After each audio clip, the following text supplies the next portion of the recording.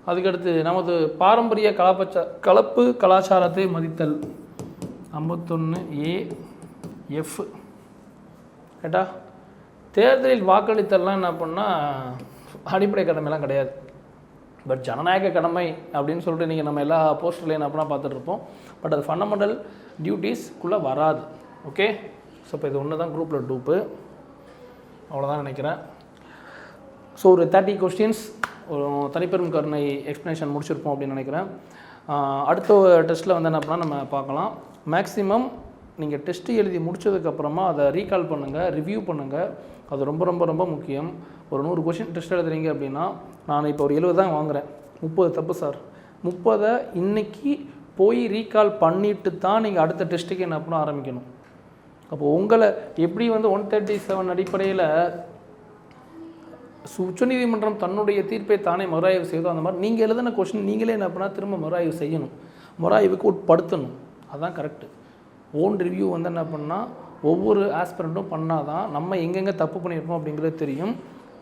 So all the best. அடுத்த டெஸ்ட்டில் வந்து என்ன பண்ணால் சந்திக்கலாம். தேங்க்யூ.